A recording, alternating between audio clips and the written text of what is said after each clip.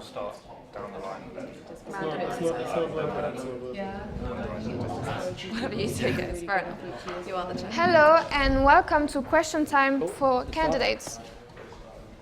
For President, I'm Salsabil Belwed, and if you have any question, you can tweet us at #SecurityPresident. And here we have our candidates for President.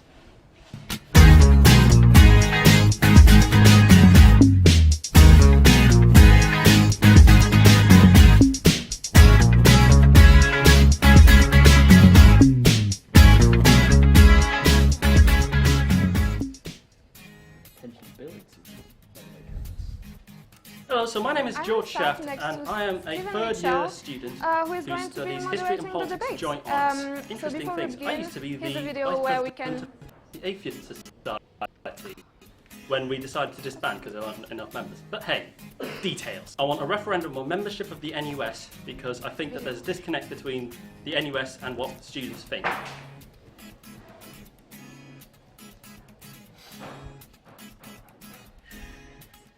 Hi, my name's Natalie Collins. I'm currently studying anthropology and archaeology and I'm in my third year.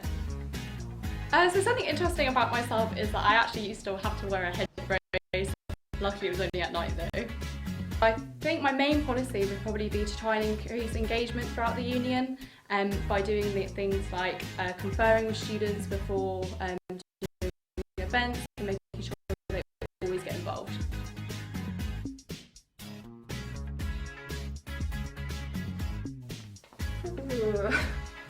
My name is Ruth. I'm the current Vice President Activities at Kent Union, so I graduated a year ago and I studied English Literature.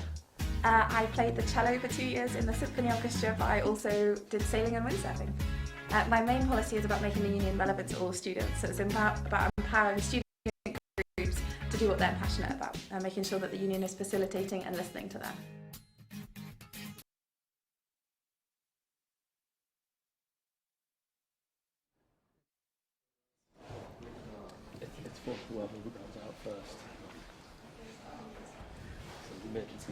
Thank you very much.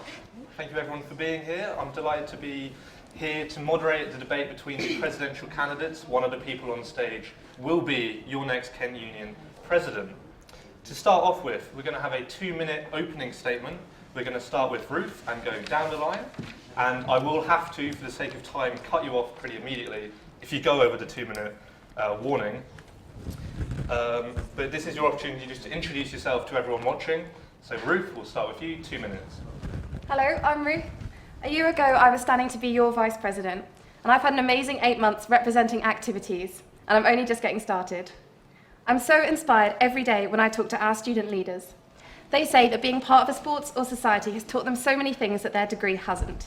I want Kent Union to empower and facilitate as many students as possible to get involved in activities.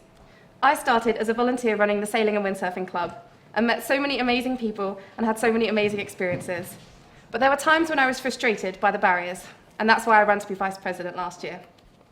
I've worked on finally delivering an online banking system for September 2017, secured funding for 2 new dance studios in the new Parkwood development, and kick-started a review of student groups, because I believe we should treat all groups based on need, not status. I know that Kent Union needs to be better at listening to its members and campaigning on what matters to you. I want to ensure that our democracy allows us to listen to students so they feel like they can shape the work we do. My manifesto has been informed by the conversations I've had this year. You've told me that some small changes could make a massive difference to your student experience, such as microwaves on your campuses so you don't have to pay for a hot meal, or a nap room so that when you've been on campus at 9 AM, you've got 20 minutes to chill out. We should be tackling the hidden costs of studying, which is why I pledged to bring free printing to Kent. UEA and King's College London have already done it, and we should be next. And then there's the big issues, like finally getting lecture capture and bringing the university into the 21st century.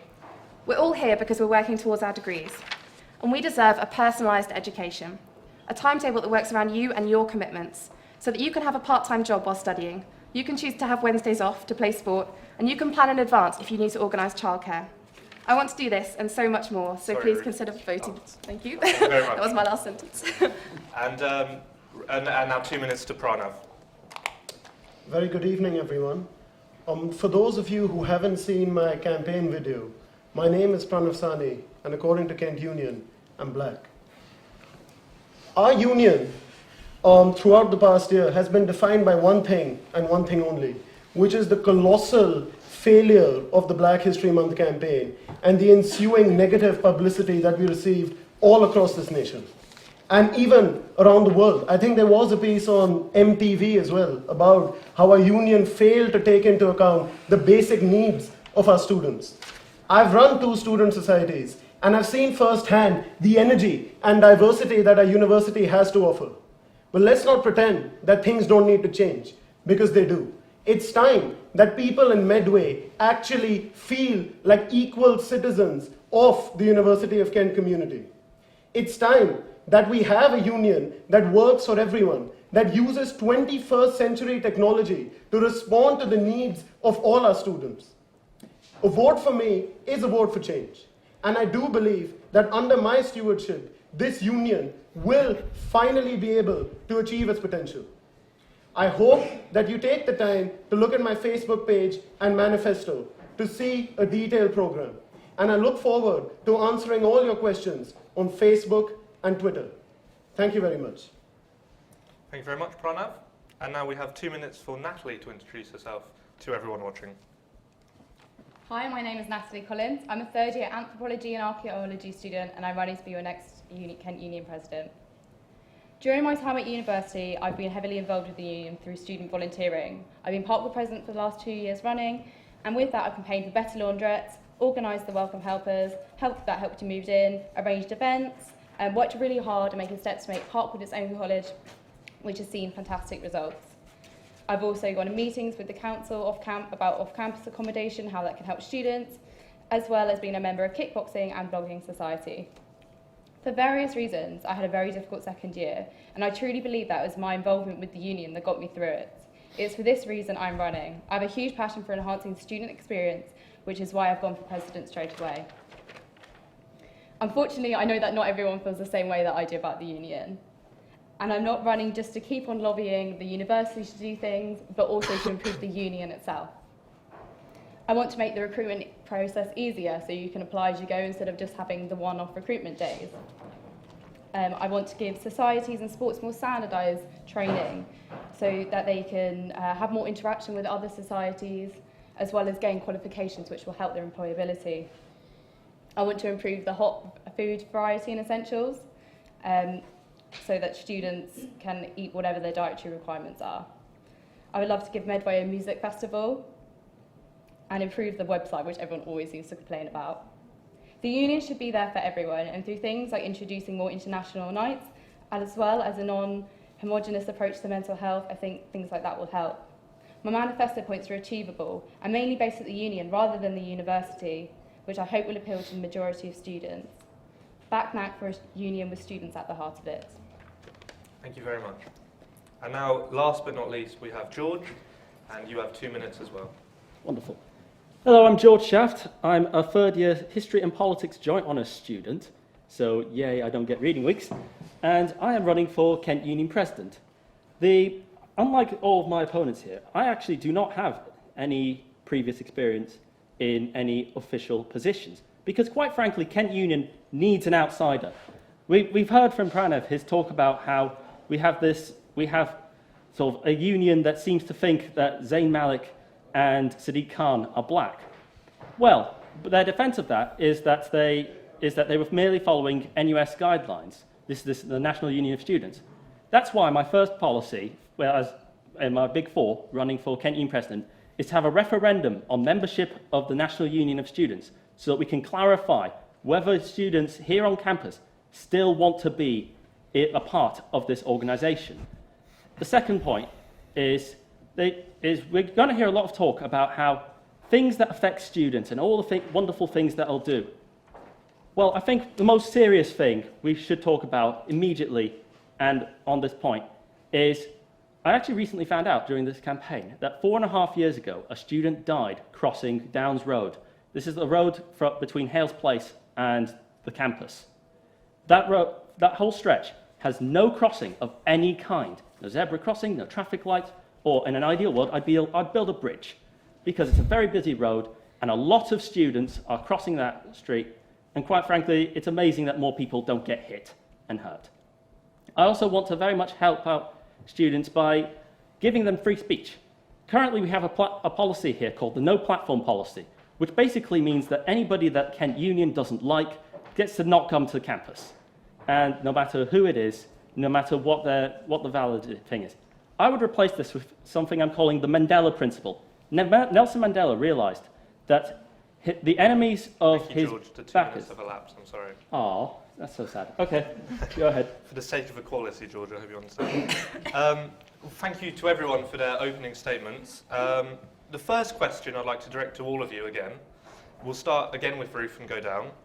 It's just, you'll be head of student union, if elected, of several thousand students at Canterbury, at Medway, and we even have campuses in Europe, like Brussels. So what makes you so uniquely special, so uniquely qualified as to be the one person out of all those thousands to represent the voices of so many people? We'll start with you, Ruth, and then work our way down. So I would say my journey with Kent Union started in my first year when I joined loads of societies and sports clubs, more than I could actually have time to do. But the 3 I stuck with were sailing and windsurfing, Kent dance, and playing in the orchestra. And through that I met so many amazing people. So from my first year, that was where I found my community and my home, and that's where my love of the union started. In my second year, I ran to be a student trustee. I was actually also a student staff member in the Library Cafe for Kent Union, so I was pretty invested. And then I ran to be a student trustee and was elected, which is where you sit on the Board of Trustees as a student member. And I loved representing students on the Board of Trustees. I loved debating, I loved having discussions where we talked about what was best for students.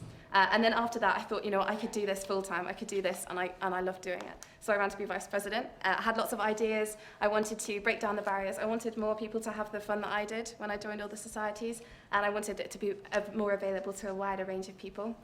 Then this year, I've had an amazing year. It's been such a learning curve.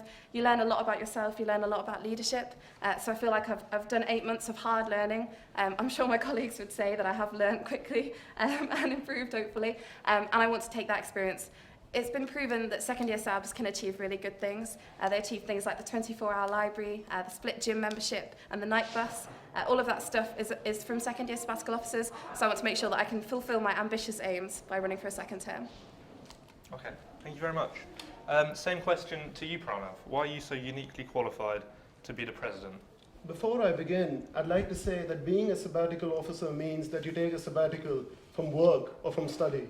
It doesn't mean that you take a sabbatical from your responsibility to each and every student. And I think what's happened with Kent Union is that somewhere along the line, all our sabbatical officers, to an extent, have forgotten that they work for us. They're there to represent us and to represent what we want. If you actually look at what's happened in the last year, or what happens every year, we have these elections, everyone sits on a stage like this, we talk about what we're going to do, but nothing changes. If you ask anyone in any campus, nothing actually changes. You hear talk of change, you hear that something may change, but there's always an end date, and that end date never arrives. So, firstly, I'd like to say that working with 2 societies and leading 2 societies, I've met people from a wide variety of backgrounds. I know how diverse our whole university is, how many people from so many countries, 148 nations, all of them are represented in our university. I say to my friends, I think it's like the United Nations. And like the United Nations, you need someone who's able to understand everyone's perspective. Be they from Kent, from London, or from a nation so far away that you wouldn't even know where it is on the map. We need to have a system of democracy. We need our sabbatical officers to actually interact with our students. I pledge to have a town hall every week in Canterbury and in Medway. I pledge to be available on Facebook at all times. I pledge to give my phone number to every single society and sports team head. I think it's important that we start engaging with the people that actually make our union. Because without that, what are we as sabbatical officers? We're just people who punch in at 9 and leave at 5. But we have a responsibility to everyone who's watching today, and everyone in this room, and everyone who's part of our university. We're going to have to move on to the next candidate. So, same question to you, Natalie, please. So the reason why I think I'd be best at this job is because I'm a really good listener, and also I'm good to take on feedback from people as well. I feel like the union does need a bit of a refresh, and I do understand Ruth's point of obviously 2 year SABs as well, But I've been obviously a student myself this year as well, and I've heard maybe from a different angle what everyone thinks what's going on. I've been president of the Parkwood Committee, which has 10 members. It's a full college committee. They're all from different walks of life, and I give everyone a fair say and a fair chance when things are talked about. And the thing is as well, even if I don't agree with someone on something, we can have those conversations. At the moment, I don't think those conversations are happening. With certain political societies or whatever, conversations need to be happening because that's how it works. One of my manifesto points was to go around all the societies with all the SABs, go around and just see what are the problems they're having this year, because sometimes people don't understand why certain things have to be done a certain way and they just think it's bureaucratic when actually there is reasoning behind that, but without anyone to explain that to them, it's just not known. And I just think that's probably why I'd be the best person to do it, because I really do care about what people have to say and give feedback as well as learn from that too. Okay, thank you very much. And George? I think I'm most uniquely qualified because, let's be honest, everyone knows Kent Union is broken.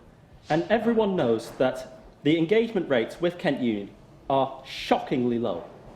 In fact, just last year, we had this big old election, loads of people got involved, and even so behind the scenes when we were doing the training, we had somebody saying, oh yeah, it was the second highest turnout ever, 32%. Does that really say everything? Luckily, I've not really been very much involved, and I am very much an outsider in this. The most really I've been doing in terms of Kent Union and volunteering and so on is that I've been running a radio show now for 2 years called CSR Crossbenchers on CSR FM. Hello guys. And there I sit in the sidelines looking at all the various politicians of every country, every side, and mock their very, very silly, bad decisions that they inevitably do. And when the need has come around, as it has from time to time come around in the past year, I talk about Kent Union and all the terrible things that they've decided to do. So it's quite clear, and it's quite a library of it, that I don't have any time for mistakes or for anything that has gone wrong. Because I have no sort of previous experience in any official capacity here in Kent Union. So I do not have an sort of almost a vested interest in making sure, make sure this little pet project gets done right, and this little thing will be not done because I don't like it. I'll just do the things that students who don't really engage at all tell me to my face what they want done, and I'll just do that, and everybody will be happy by the end of it. Vote George Schaff for Kent Union President. Okay, thank you, George. So, I mean, from what you've just said, you're uniquely unqualified to be Union President because you haven't held any positions within the system. Is this part of your outsider status? Are you the outsider and these are the establishments? I am very much the outsider. As I said, the most experience I've got is sitting on the outside, laughing at the people on the inside, here on radio every week. And ultimately, you might say, oh, well, that's unqualified, son. But ultimately, these things actually do matter. But we know that when the Black History Month thing happened with Zayn Malik, on the day this happened, I was actually in the Student Media Centre editing my radio show. And I listened to a group of people who are very much involved with Kent Union and in very much all the things, justifying to themselves, it felt like, why this was a good decision. Clearly, it makes a lot of sense. They were very heavily involved with Kent Union. They've done a lot of things with Kent Union. So, of course, when the organisation they know and love has done something wrong, they're going to just want to justify to themselves why they're a part of it. I don't have that problem. So I will just do the things that people want without any of these concerns. So in that way, I am the most qualified. Sure. Thank you, George. Ruth, I'm going to give you some time to come back at the criticisms that have been directed at the current union and a bit of a response for you to defend what you've done over the past year as a full-time sabbatical officer, what have you been able to achieve, but also where you think you haven't been able to achieve everything that you wanted to and why you think that was.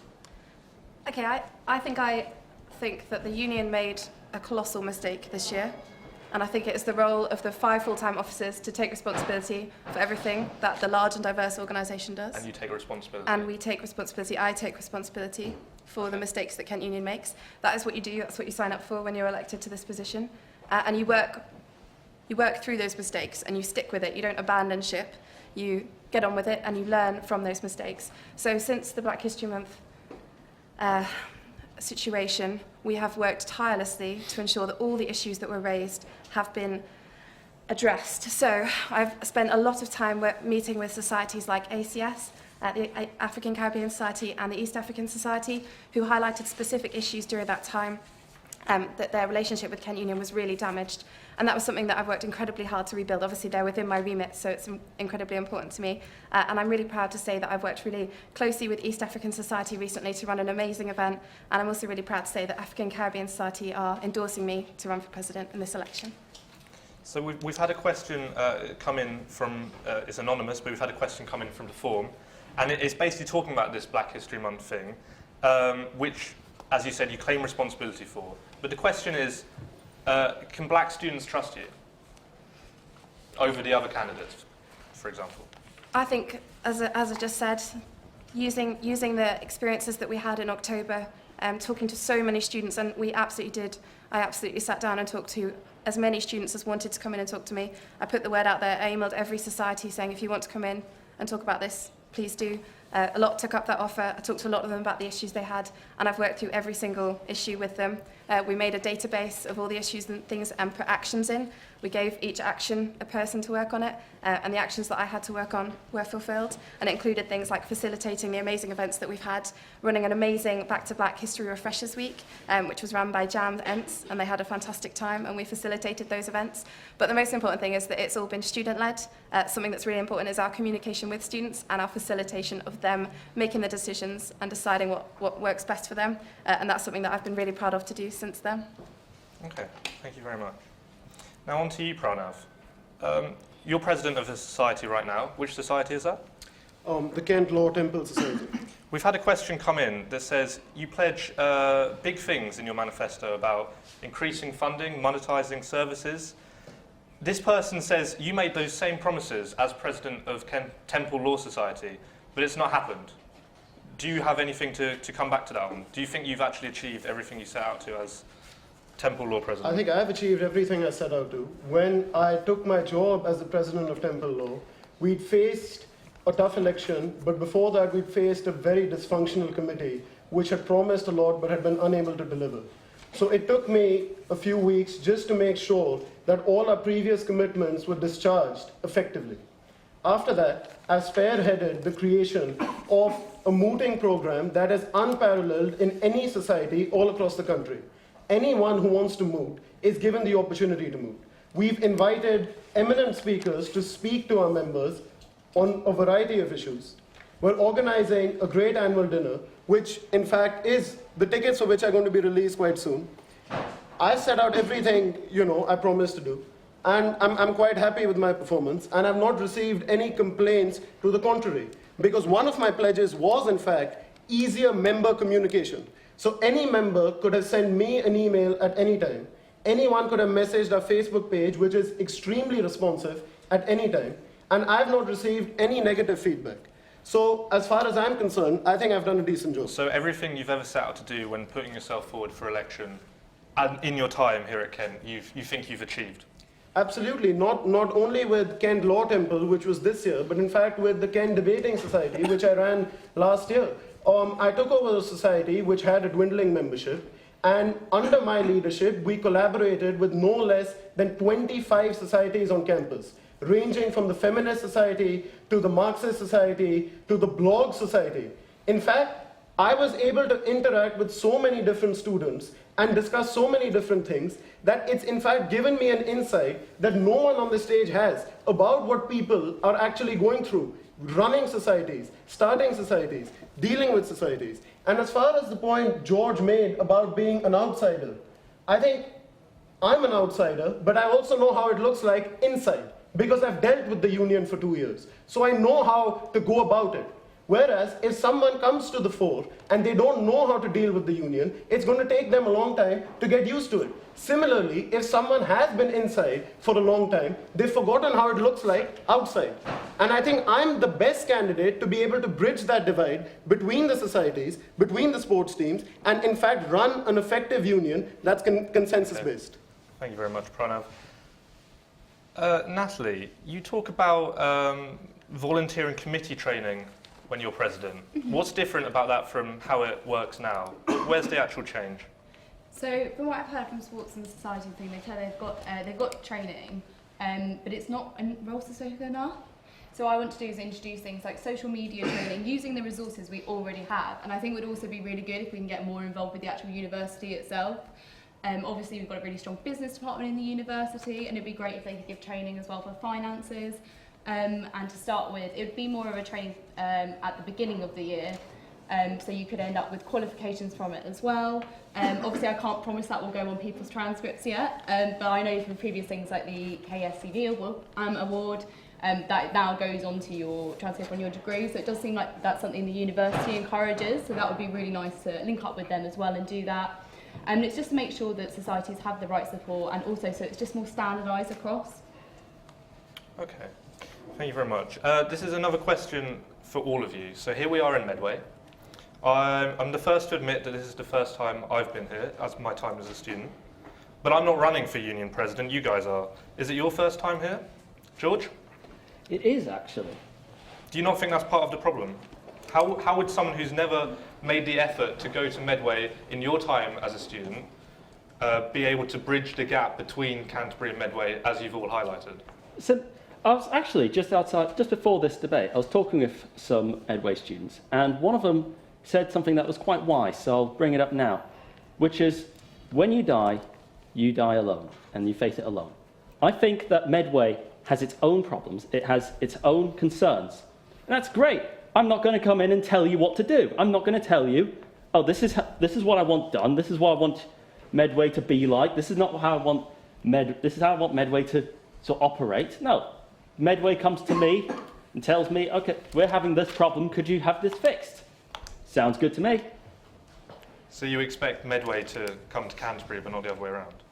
I'll come to Canterbury several times, though. There's already, for sabbatical officers, these hustings to come here. So if I'm elected, I'll already be coming here pretty regularly. Okay, sure. Pranav, Medway, you pledge complete equivalence, equity between the two campuses. Is this your first time here? No, it isn't actually. I've come here once in first year, and I was privileged enough to go to an event at the Chatham Dockyards last year. So I've seen a few of the other campuses that our university has to offer. So do you think you're more suited than someone like George, who's never been here before, to fulfill your pledge of making it an equal status? I think I'm more suited, but not only for the reason that he's not been here and I've been here. I think the reason I'm more suited is that I've pledged to have 2 town halls every month in Medway. So the way I'm sitting here on the stage talking to you today, I will do that twice a month. Secondly, I will try my best to, in fact, improve transportation links between Medway and Canterbury. And thirdly, I will always lend an ear to what the Medway Student Committee has to say. I have a plan for a student senate, but if that doesn't work out, I will be here twice a month at the very least, if not more. I'll always take feedback from everyone in Medway because we're part of the same university. There's no difference between me as a student in Canterbury and you as a student in Medway. That's something, that perception, I think needs to change. Thank you. So when you say increase the frequency of transportation, are you talking specifically about the shuttle bus? Yes. And who is currently in control of the timetabling, the frequency of that shuttle bus, the transportation between the two campuses? Who's in charge of that? As far as I know, the union has engaged the services of the King's Ferry, which is a private transportation company. I could be wrong. I will look into it definitely further. But more than that, there are 30 seats on that shuttle bus. There are 30 seats on that shuttle bus, and there are a lot more than 30 students in Medway. So I think that's something that needs to change. But more than that, I think it's just about lending an ear to the Medway students. So when he says that I want them to talk to me. Yes, you've talked about that, but I'm talking specifically about when you pledge to increase the frequency of transportation. What you mean by that specifically? So to my knowledge, you can take a bus every year. I think that could be twice an hour easily. I don't see why that isn't the case right now. And if you're correct and you have to lobby a company, do you think you're in a good position to lobby an external company to increase those transportation? Because they will obviously have more costs to meet. You will have to pledge to them that it's beneficial to them to meet those costs. And do you think you're the right person to do that? I'm not sure what the current contractual arrangement is with the present company, but as someone who has studied law and knows a little bit about contracts, I will definitely try to renegotiate that. I do think it's something that can be done. It's a workable promise. We've heard all sorts of promises for many years. And personally, I'd also like to say that the situation in the Medway campus, where if you're a student in Medway, you don't know who's responsible. Is it your student committee? Is it someone at Kent Union? Is it someone at GK Union? That's going to change under me. I will take full responsibility for the Medway campus. I will be here engaging with Medway students to the best of my ability, twice a month at the very least. That's something I believe can make a positive difference, at least more than the current situation. Thank you. Same question to you, Natalie, about Medway and your experiences with Medway previously, and how you think you can make sure Medway students feel as included as people at Canterbury. Well, I'm not going to lie, I have never been to Medway before. This is my first time, and it's really nice. I really do like the new building and everything. I have been in contact with Medway students, though, to ask them beforehand what they thought when I was writing out my manifesto, but how I'd make them feel more involved. There's no way we can physically bring Medway closer to Canterbury, and I know transportation is a problem for students. But something I've always championed is college life, and I really feel if we can give Medway its own identity as a college, as long as the other colleges as well, that gives people a sense of purpose and place, and I think that could really help to get it more involved with the campuses. What is your response to Pranav's pledge to have several town halls a month? Was that something that you would consider as well? So, do you mind if can I address Pranav in this one? Could you maybe expand a bit more on what you mean by several town halls? So, in a manner similar to the way we're sitting here now, I will pledge to come to Medway twice a month and sit with Medway students in the audience who can ask me questions, who can hold me to account, and who can tell me about how I can change things as union president. I think that face-to-face interaction is essential to, in fact, bridge the gap between Canterbury and Medway. So that's what I do. Okay. Does that answer your question? Yes. So as far as I'm aware, I mean, Ruth probably be the best one to answer this, but I believe that the SABs go to Medway every week anyway. To speak to students, so if it's something you say you're going to come a couple of times a month, that's already part of the job, is that the SABs do already do that. But if you want to increase it as having more interaction when you're there at students, then maybe when we got to look at what the SABs do when they come to Medway, and maybe it's more about spending time with societies then. So that's a good point. So Ruth, you come to Medway often now as your role as SAB. What do you actually do when you come here? What do you do? Oh, can I answer? When I was a student, I came here for the first time. And I was just going to say this because when I first came here, this building was a building site. We had to wear hard hats and high vis, and there were weirdly dead pigeons everywhere. Yes, and this used to be a derelict swimming pool. And actually, what people were saying earlier about promises not being fulfilled, this building was a promise to students of Medway. This building was promised probably 4 years ago, and now it is here in its full glory, and it's amazing. And I'm so happy to have been able to see it go from dead pigeon age to this age. Back to the question about what you guys... What we do in Medway. Okay. What do you come here every week? I don't come here every week. I come here because regularly every week there wouldn't necessarily be the students here to meet. So what I do is arrange events here. So far this year, I've come down for the School of Music and Fine Art discussions, so I attended several of the meetings. I came to speak to specific students. I went into seminars, the music and fine arts seminars, to talk to the students, to offer them our support. I'm sure people know that there was proposed closure of the school, and we fought against that, and then we supported students to work through that, and if they wanted to transfer, we supported them to do that. So I did drop-in sessions where I sat in Cooper's before this building was open, so students could come and talk to me. So I did that for like 9 hours one day, which was quite long, but fantastic because students could come and talk to me if they wanted to. I've also been really privileged in this building. I ran the first National Student Fundraising Regional Conference here, actually the day before the building opened officially, which was a bit sneaky. But it was the first National Student Conference that we've had, and that was the Southeast one, and I was really excited to have 4 charities visiting and the NUS to come down and do presentations to fundraising students. So are you open to doing town halls as well? I think we already do a version of town halls in that we do drop-in sessions for students. I know the students at Medway, who are representing there in the second row, know that we come down and talk to them about their issues. I think it's got to be more flexible though. I don't think you can say, you've got to be here Wednesday night, twice a month to talk to me. I think it's more that we go out to students and say, let us know when you want us to come down. If they've got a free period, we can come down and spend an hour in the student hub talking to them. I think the flexibility is really important because we can be flexible more or less, so we'd rather fit around students' timetables. And so you've talked about the School of Music and Fine Arts potentially closing. Could you update us on that situation and what you've done and what you continue to do to protect the students of that school? So what we have done so far is we've lobbied against the university, firstly, not to close it, and then we worked with them to ensure that the students were getting the best deal they could, so that if they were going to transfer, that they could get a refund on their fees, that they could get accommodation fees back, and that we'd support them with the transfer. So what was the university's reasoning for closing the school in the first place? Finances, unfortunately. The school didn't have enough intake, and not enough people were coming to the school, so they didn't have enough tuition fees to keep balancing the books. They were making quite a significant loss year on year, and it had been that way for several years. So they've proposed closure, so it's now up to consultation, which they've extended. So students are being consulted, staff are being consulted, and Kent Union is heavily involved. And we want to make sure that what courses remain, so I think music tech will probably remain, and it's really important that what courses can remain start to develop to use the local environment. We have Paramount and other people, Summit, I think, a TV production company setting up just in the dockyard. We should be adapting to use our local surroundings to make sure we're offering students the best opportunities to go and get work placements, and creative industries is really important. So we shouldn't be closing arts and culture. We should be supporting its development. Thank you. I'm now going to move on to a different topic.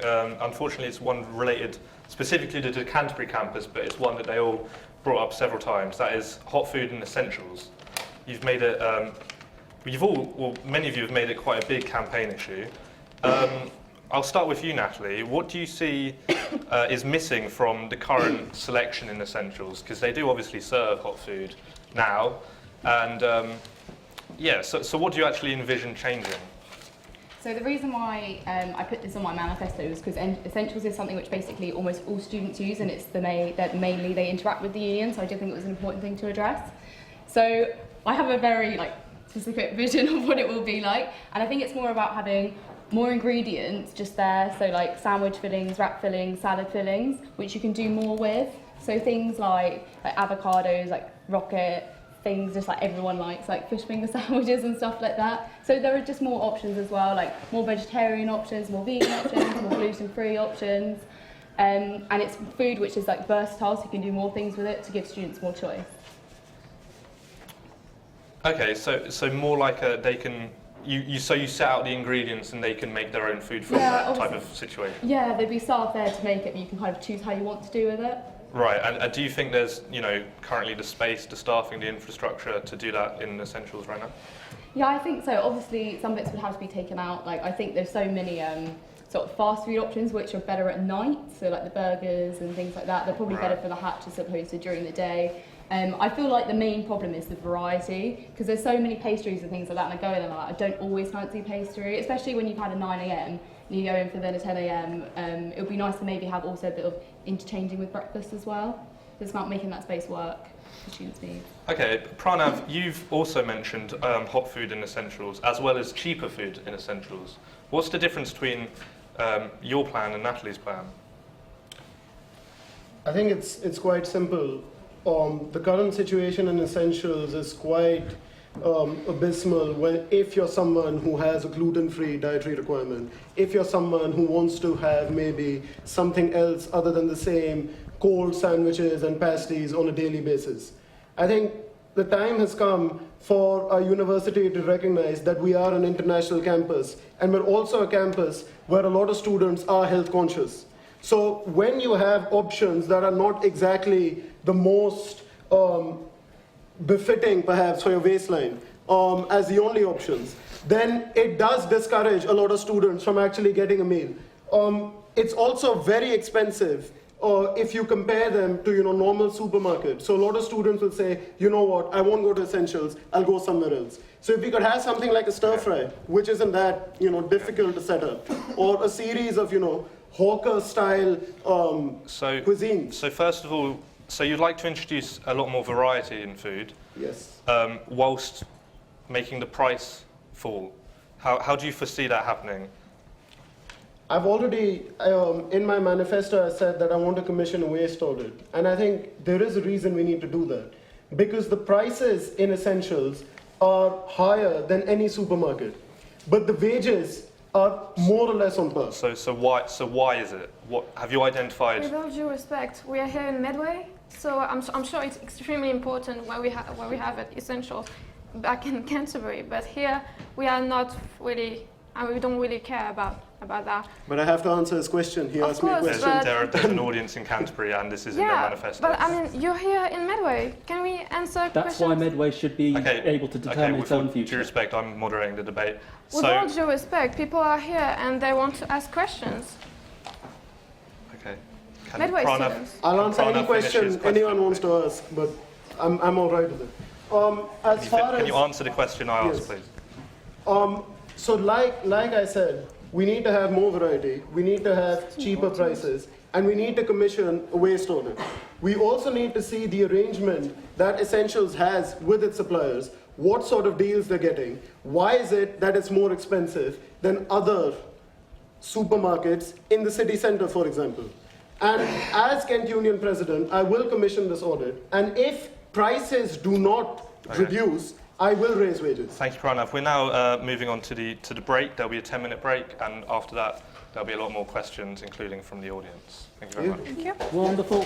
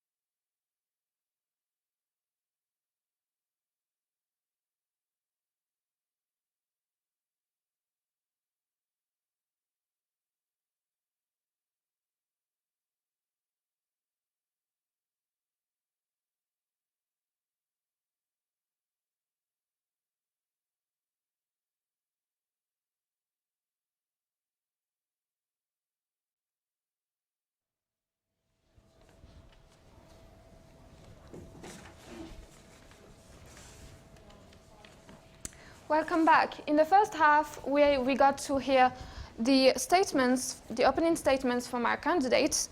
And in this half, we'll get to ask candidates further questions and get their closing statements. And now over to Stephen, who is going to start questioning the candidates. Thank you very much.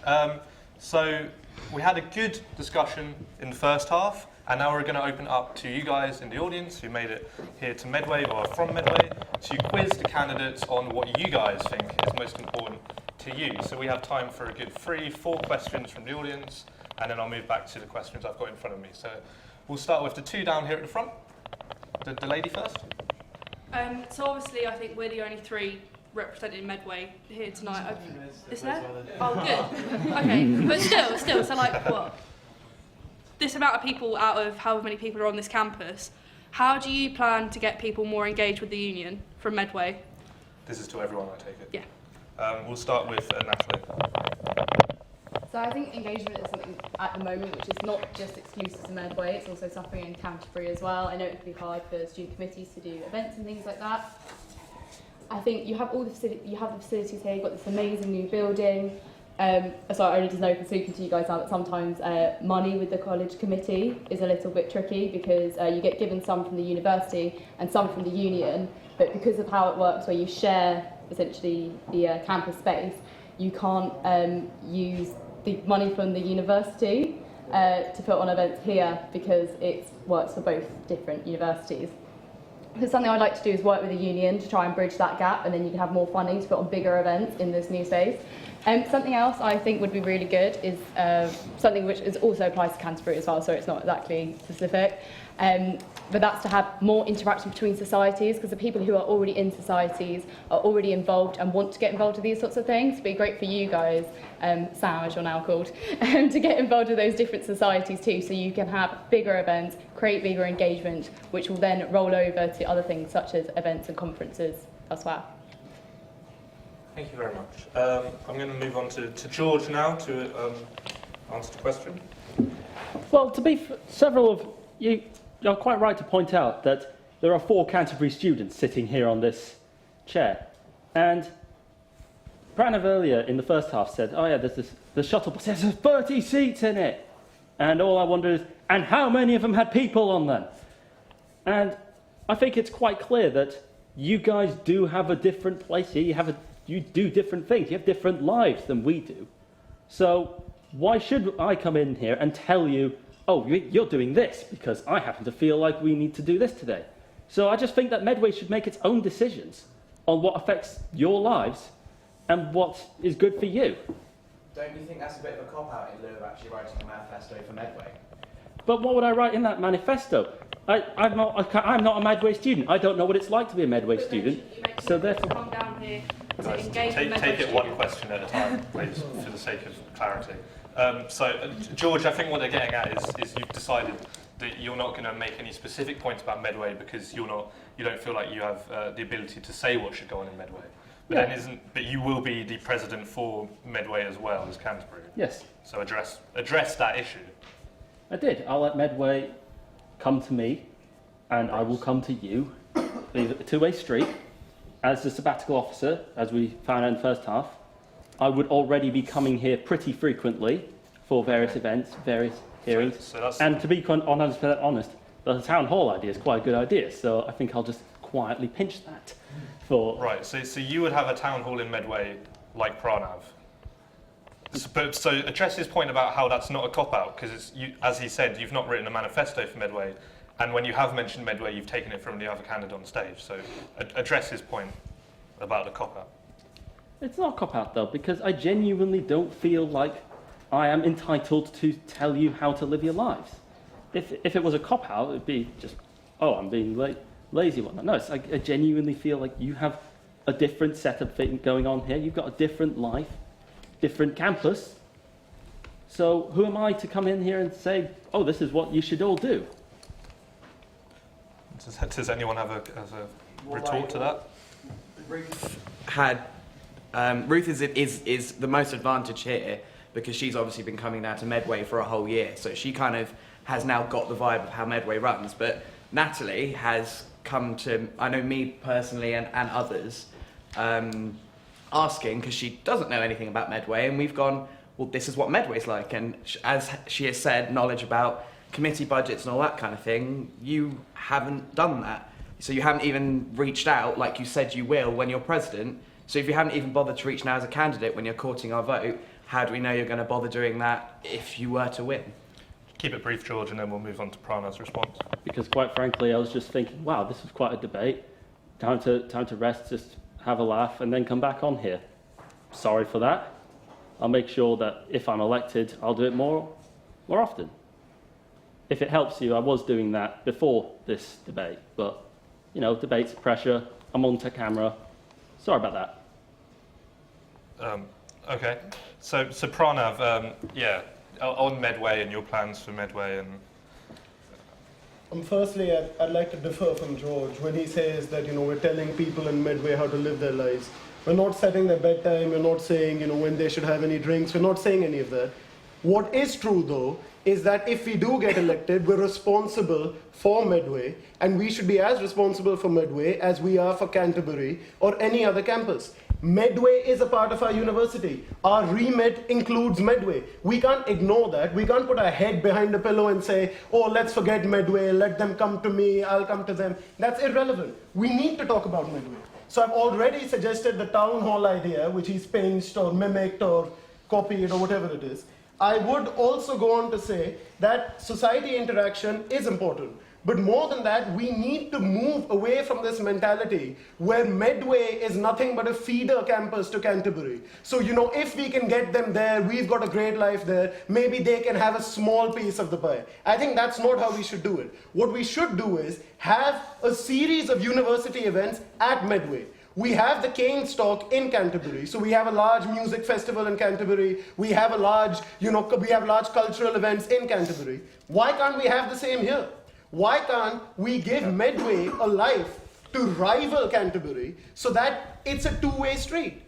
That interaction has to happen from both sides. Okay. So people come from here to there and from there to here. You'd give Medway a life, is what you say? No. You wouldn't give them a life? I'd say that I'll enhance their campus life. Okay. And I will improve it to the extent that people don't think about going from here to there, but actually think about coming down from Canterbury to Medway to enjoy what Medway has to offer, as opposed to the current status quo where Medway is just ignored at every election and nothing changes. That's more clear. So yeah, Ruth, you've already said a lot, and you obviously come here the most out of anyone, but just a few more words on it before we go on to another audience question. Okay, well, I have written a specific Medway manifesto, which is available on the manifestos page. And that doesn't mean to say that everything in my full manifesto doesn't apply to Medway students as well. I just think we need to recognise that representation and democracy isn't as good here. They don't feel as connected to their SABs. We've tried to be here as much as we can. We've got demands in Canterbury as well. So some of that stuff on my manifesto was around SMFA, continuing to support and represent those students. The second bit was about the new challenges of the student hub. So this amazing space, we need to fill it with students. We need to, we're really excited actually, we've got Battle of the Bands coming up this month, which is the Medway version of Keenstock. And I'm hoping that the winners will be performing at our summer ball, which will be brilliant. So we need to fill this space with amazing events, student-led events. And I'm also put on my manifesto that I want to lobby for Medway to have an amazing sport facility, because currently, I don't know if any of you have been next door, but it's a bit of a dump, and Medway deserves its own proper sports facility. We've had a question come through via Twitter, and it just says, why not have a VP for Medway? What do you guys think of that? Just really briefly. I think it's a great idea, actually. Okay, it's something that makes sense for your plan. I've been thinking about. So, Natalie, just real quickly before we move on. I understand the reasoning behind that, but I actually think what it will do is it will separate the campuses more than bringing them together, which is how I see the future of it. Pranav? I've suggested establishing a student senate with representation from Medway. We'll go on to more about the student centre. I think that encompasses more than just Medway, so we'll go on to that in a second. So Ruth, VP Medway? No, I think the SABs in Canterbury, that may be Canterbury students, but although Charlie's running and she's a Medway student for education, I think we need to make the effort to make sure we're covering both campuses and we can represent them both here to the University of Kent. Okay, so now we've got other audience questions. There's one here at the front.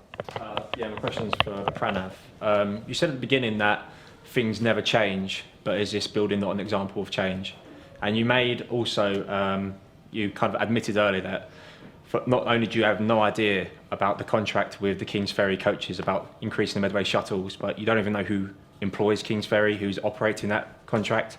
So you're making statements which are factually incorrect, and you're making promises that you have no idea you can keep, and you don't even know how to implement. Why should anyone vote for you? I think firstly, I can promise you that I know the difference between someone who's black and who's Asian. So that's to start off. That's something you can trust. That wasn't his question, though. No, I will carry on. But because he talked about making promises I can't keep, I'm going to try and keep as many promises as possible. But if I'm not able to implement it, I'm going to tell you. I'm not going to say, I've done this, I've done this, I've done that, and then not talk about it till the next electoral cycle. So if I do have a town hall, like I suggested, in Canterbury and Medway, and I've made promises, and those promises are not being kept, you can sit on that chair. Anyone can sit on that chair and ask me and say, you made this promise, you haven't done it. And I'm going to sit on that chair every week on both campuses and answer you as to what I've done and what I've not done. So obviously, I'm not in a position to review that contract because I, like most of the people in this room, I'm a normal student with responsibilities to societies, to my work, to studies, to a lot of things. Once I am elected, I will review that contract and I'll do the best I can to change things.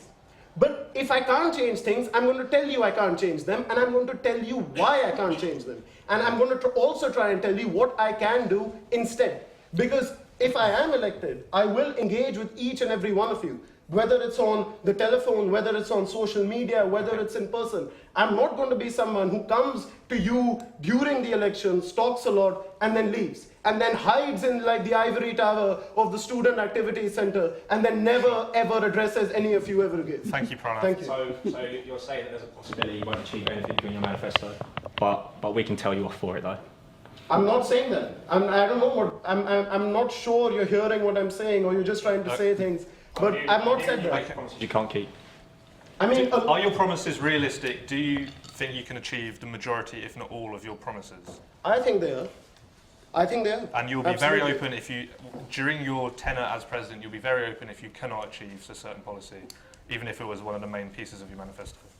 Yes, I will. Okay, thank you. And I have no shame in saying. Thank you. We've got one last question from the audience over here. Oh, okay, sure. Just go. Yeah, go for it. All right. You sort of said just now that you're a student, you have responsibilities. You can't necessarily check the contracts and everything like that. But earlier you said that it's a part of responsibility of the student ambassadors to make sure that they care not only for their responsibilities, to put that to the side and focus on the presidency. So I'm sort of wondering what you sort of mean by that. Could you, the student ambassadors? You said about the subs. You said about the subs, about how their responsibility is to put aside their work, their things like that, for the greater good of the campuses at large. And then just now you've said about how you can't necessarily guarantee that you'll be able to look at these sort of things in the clearest way possible. All right. May I clarify? I said I can't look at them right now because I am a student, I have deadlines, I have other responsibilities. If I am a sabbatical officer, as the name suggests, I'll be taking a sabbatical from all of that. So it's going to be a full-time job just to look at all of this and to try and make it as good as I can. And to try and make some sort of a change. As opposed to saying nothing during my whole tenure as your vice president or president, and then coming to you during election time. Okay, thank you. So thank you to the audience members for asking questions. If we have time later, we'll come back. But we've got a lot more questions to ask these guys. We'll start with Natalie. You talk about policy elections and how certain people on student committees and various positions will only vote on the relevant policies. Could you just expand on that, please? Yeah, definitely. So there are a few things which get put through part-time officers. When part-time officers are elected, they're people like the college president, ethics officer, environment officer. They're elected on manifestos based on that, not generally manifestos based on everything to do with the university and like their core principles. So it's very different to this.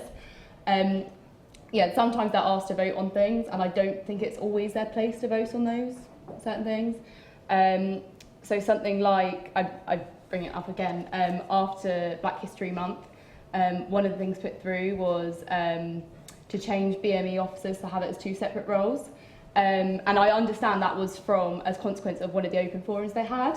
However, it was then asked part-time officers to sign on it, and I didn't really feel it was my place to decide on that. Do you mean instead of BME, it would be black and Yeah, it'd be like the LGBT ones where they're separate for each position. And we were asked to sign on that, and I didn't really feel like that was my place to decide that. And I felt like it should have gone to a student, but not a part of Parkwood, it was all the part-time officers, but obviously it's my role. Oh, right, but that was your role, it wasn't? Yeah, that was right, and I feel like it should have gone more to a... So certain policies would only go to certain committees? Yeah, that's what I think, because it should be to them. Okay. So, like, for example, if postgrads wanted to have something about course representatives, I feel like that should go to postgrads, because I have no experience as a postgrad. Like, I can't say what it is, and I feel like postgrads should have that say, not us. Ruth, do you think that's a good idea? Well, the change to the officer role was something that was very strongly said at the open forum, where there was around 340 students. So we felt like there was a strong feeling for it. So we wanted to put it forward, and we put it forward to the Union Exec Council, which is made up of all those part-time officers. And actually they're elected to represent, so Natalie is obviously Parkwood president, so she represents students in Parkwood, but then obviously we also have the BME officers on that Union Exec Council. And it's the final say, basically. So it already passed through what it needed to pass through, so enough students wanting it for us to put it to Union Exec, which is just the final part of our bylaws, which means we can put it in the Constitution that we're going to have those officers. So it's kind of, it's an extra thing to sign it off, basically. Just a second. So this happened because of a controversy.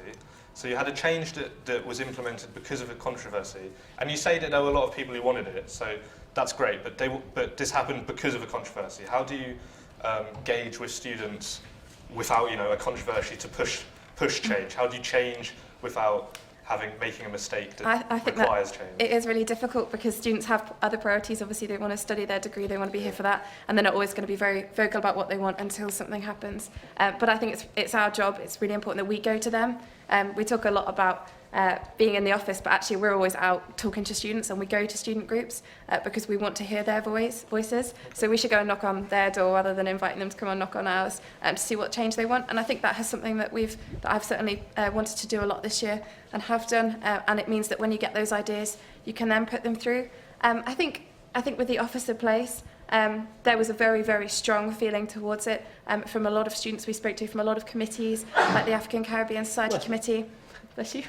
And I think in that situation, it was just getting it through the Union Exec Council so that it could be official. Thank you. Natalie, you had a brief response? Yeah, it was just sort of, this is a completely hypothetical thing, it didn't happen. But what would have happened then if the Union Exec Council had said no? I think we would probably have gone to change it.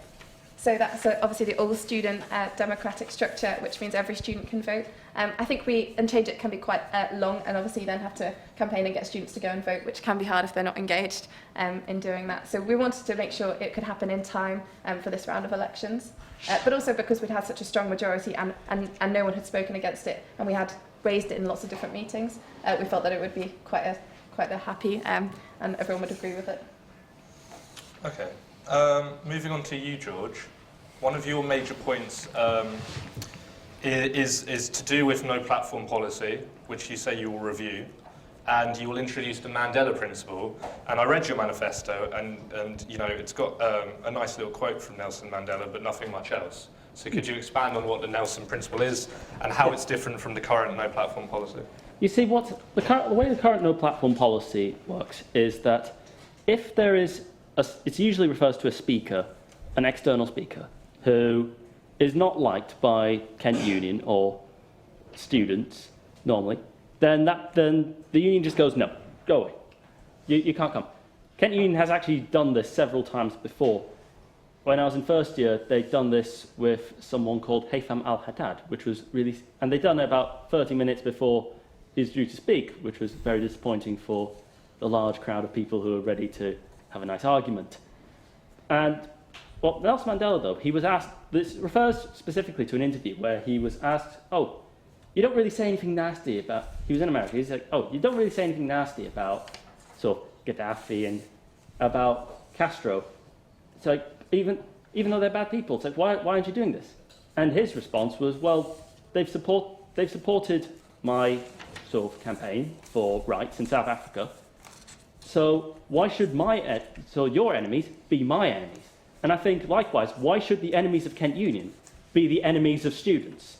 I think that what we really should have is a policy where speakers come in and are allowed to speak. So you would have a policy of everyone welcome? Most people welcome. So there are still...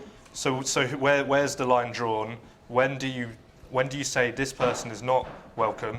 When this person is an enemy, not just of, as you say, the union, but of students as well, even though students are meant to be represented by the union, but we'll gloss over that one. When it becomes very, very clear, first of all, I dispute maybe that Kent Union represents students, considering 32% of them voted in the last sabbatical election at all. Okay, right. So, but the second point... It's the most representation they have at the moment. Yes, but the second point is because people who are clearly have done something against students. So the biggest one I've got in mind, and it's also in my manifesto, is I'd specifically not allow Britain First on campus, because when I was in second year, Britain First came onto campus, they harassed everybody, and yeah, I think that should be punished. And define harassment. They went in front of the mosque, so yeah, just generally define. And they would just harassment. go up to students like, "Hey, Islam's bad," and call them names. It was in the tab, actually. It was in the yes, I remember the event. Just define harassment for everyone. Define harassment. In general, like when does speech turn into harassment? Insults, derogatory language, okay. Hatred. So I'll bring this down to some other people. Pranav, obviously you've been involved in a lot of debates in your time at university. You've been part of societies who's, as you said, want to invite plenty of people to talk for annual dinners and stuff. So where's your line for external speakers? My line for external speakers is when they threaten to physically harm any student. And when a student feels that in their presence they don't feel safe, or they feel that there's a threat of violence. I think that's the line. That's the line which I think even the laws recognize. As far as particular organizations are concerned, if they have been charged under the Public Order Act, or if they have been prescribed by the government, I think that is an appropriate standard to take. Okay. Yeah.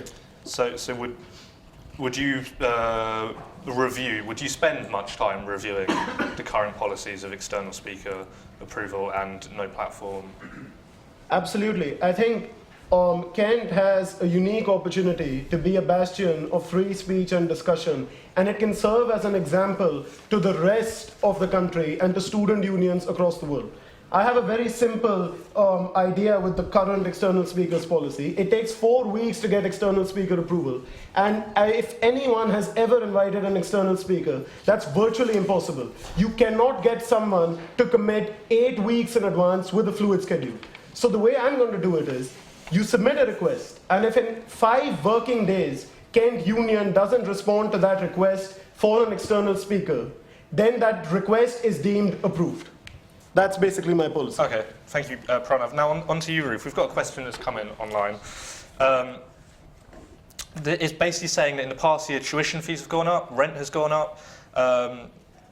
Kent Union has not attempted to fight back against what this person sees as the damaging student survey.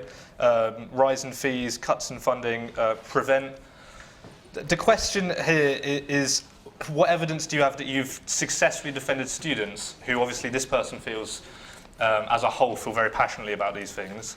And then once you've answered that, I'd like to specifically ask about prevent, which this person has described as Islamophobic. Okay, sorry, there were lots of things in there. Yep. So I'm going to touch on tuition fees to start with.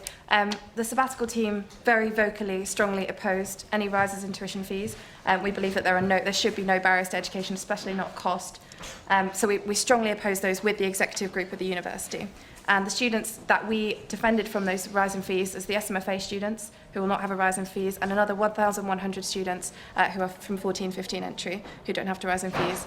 We wanted support from the NUS to lobby against the higher education bill that has meant that all universities across the country can raise fees. And if they're going to do it, they'll do it together, which we need NUS to support us on. So when the sabbatical team comes to that decision to oppose what is essentially a policy, from the government, do you gauge the students first, or is it just your own individual opinions? We talked to a lot of students about it. Unsurprisingly, the feeling was particularly clear that they did not want to rise in tuition fees. Sure. So have you been spending the last year lobbying the NUS and making ties with local governments? We have had discussions with the NUS about the fees and the higher education bill. We did attend the demo on the 19th of November, and we have engaged with the NUS in their lobbying around the higher education bill. And has that been effective at all? I don't think the demonstration was particularly effective.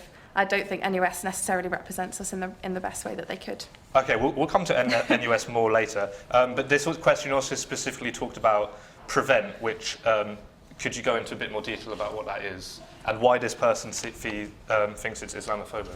Okay, Prevent is obviously a piece of legislation that the university has to be compliable with, and therefore to be legal, the union. We seek to support and to make sure that students are not being victimised. We do not support any Islamophobia at all. The line is where students, where people are inciting violence and hate crime. On campuses especially, is where we would say that the line is. The university is the people that will hold the Prevent policy, so the union will get involved if we feel that it's out of line and if the students feel that it's out of line. Okay, and has the union been successful in the past in affecting that change at the university level? Prevent has not been an issue on the University of Kent campus. Okay. But George, you're running on a platform where Prevent is, you call, quote, discriminatory and illiberal. Yes. Explain that. Well, which one do you want me to explain first? Discriminatory or I would illiberal? like you to explain why you think Prevent is discriminatory and illiberal. Because, you see, Prevent is this idea of, the government says, if anybody says any views that might be a bit extreme, then, tell us. It seems to be the way Prevent works. And I think that's illiberal because liberalism sort of stems from the standpoint of giving people individual rights. And it's a clear violation of the freedom of speech, which is one of the most fundamental, if not the most fundamental, tenet of liberalism. I also think it's discriminatory because, as this commenter pointed out, it disproportionately hits Muslim students. And it hits often what they might see as normal views is suddenly, not allowed. Refer to police. I think that is discriminatory. So. Okay, thank you. You're also running on a platform of referendum on the Kent Union's affiliation with the National Union of Students. Could you explain, one, why you think this is necessary now, and what are your thoughts on the NUS? I think the biggest, first and foremost thing that is on everyone's mind for this thing is the Zayn Malik and Sadiq Khan were put there as examples for Black History Month because Kent Union was following the NUS's guidelines. The NUS, however, is an organisation racked full of little ridiculous things which I think actively harm students. Can you give us an example? For example, this appeared in the papers quite a lot, but in the same day as they voted to condemn UKIP, they decided to not condemn ISIS. Another thing that the NUS did was they voted to ban clapping at their conferences and replace it with jazz hands. Now, you see, you might think, okay, well, that's silly stuff, but it matters because every time there's an article when they do something right, then it appears, by the way, don't you remember all this silly stuff the NUS did? I think that several universities have disaffiliated themselves recently, including Hull, and I think that students just need Are you ready to be the candidate that potentially leads the Kent Union out of the NUS? Potentially. Although during the referendum, unlike certain prime ministers and presidents that we can all think of, I will be neutral in the referendum. Okay, that's a nice comparison you've made for yourself. So Natalie, we'll continue down the line about the NUS. What are your thoughts on it? Would you also have a referendum? No, I had actually the idea of a referendum I did think about beforehand, but because I haven't worked with the NUS closely before, I've been elected as NUS delegate this year, which is where you vote on basically who goes in and things like that. I haven't worked with them closely, and yes, we can read things in the media, but unless you work with them closely, then that's the only way you will really know. I feel like it's something you should only really say if you've had proper experience with them before. This is the reason why I decided to go against the NUS referendum. And also, they are there to represent us, so what I think is better is to work on building a relationship with them and choosing officers who we feel will represent Kent more, because they are our representation for at a higher level than just local. So you think it's necessary representation, but there's always improvement in the relationship? It's better to stay in and change from the inside? Yeah, I mean, I might come, like, if I were elected, I might in a year's time completely change my mind and be like, that was a terrible idea. I don't know why I did that. We tried all we could and it didn't work. But because I haven't done that yet, I feel like it would be wrong for me to say, oh, we should just leave, they're not worth the time. Okay, thank you. Pranav? The same question, just outline your thoughts on the NUS and whether you support George and his referendum proposal. Firstly, I'd like to say that according to a lot of reports, the current NUS president has allegedly said a lot of anti-Semitic things. There have been allegations of rampant anti-Semitism at the head of the NUS. I think as a university that's very inclusive, that respects people of all cultures and religions, and has a prominent and thriving Jewish society, that's quite disgusting. That's something that we should stand up to. And that's something we need to stand up to when we go to the NUS conference. That's something I believe our present sabbatical officers didn't do in a satisfactory manner. I would also like to say that George has an idea about having this NUS referendum, but he doesn't want to cast in his lot with any side. So he said we're going to have this referendum. Currently, it takes us about 2 months to organize a society by-election.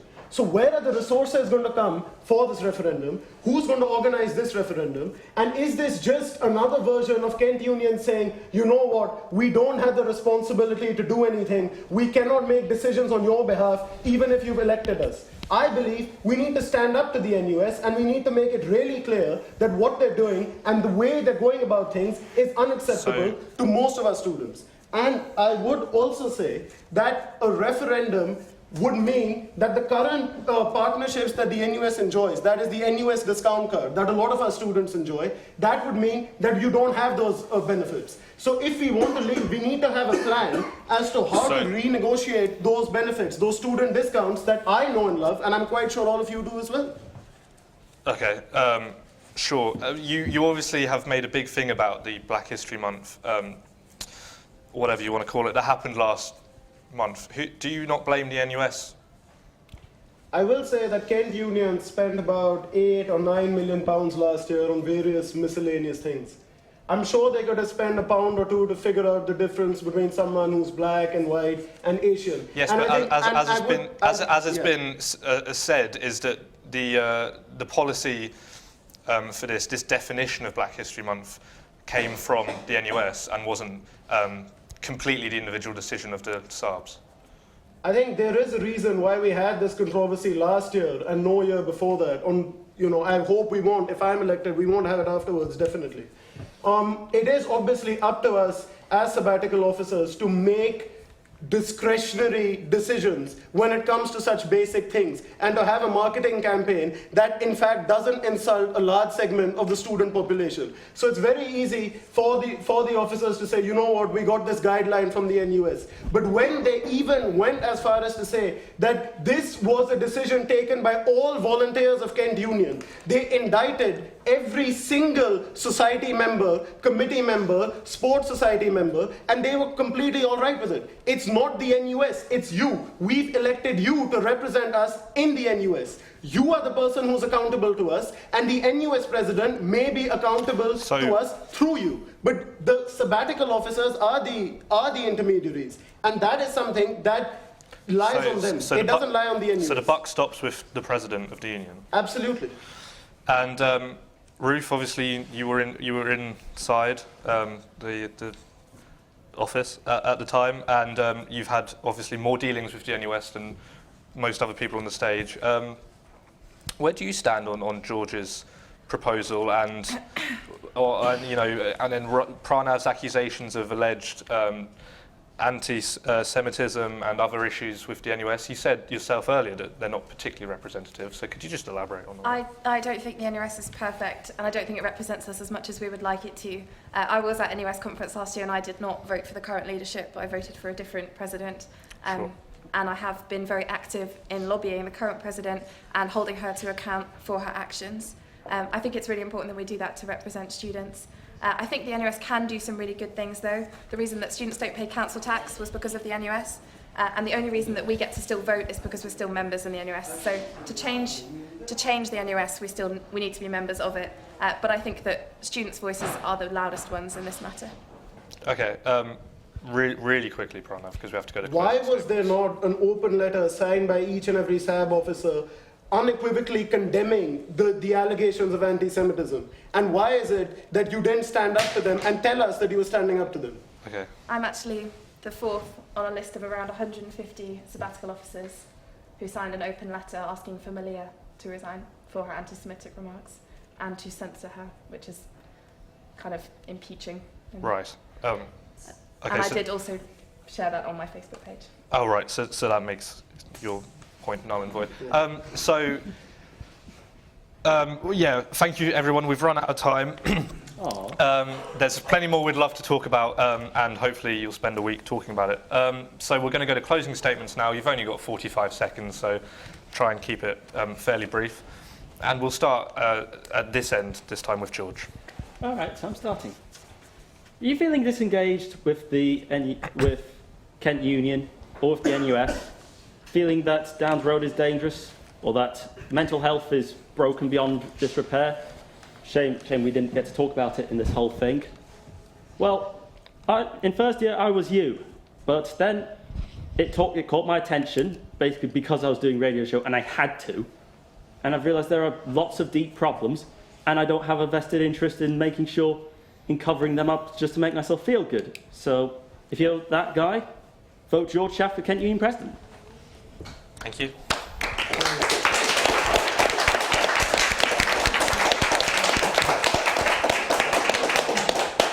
And now final words from Natalie. So we've had various issues throughout the debate.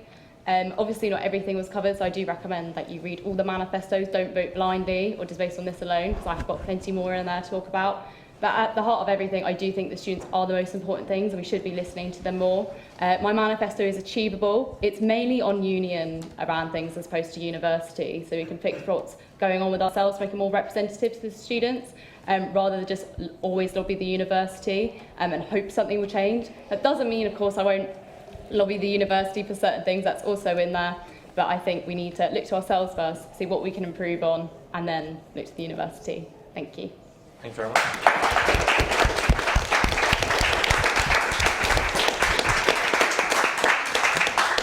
And 45 seconds for you, Pranav. We're all standing for election to head Kent Union, but there are divisions in our university between the union and between the students. The union only exists because of you. You are the people who make the union. The union would be nothing if it weren't for your individual contributions that enrich each and every life on campus. As president, I promise to remain connected with you. I promise to engage with you. I promise to have a relationship that is open. I will say that you need to have a look at what the union has done, and you need to have a look at what I'm promising I can change. The current union doesn't work. It was branded a national embarrassment. We need better. You, Pranav. Please vote for me and have a look at my manifesto. Thank you.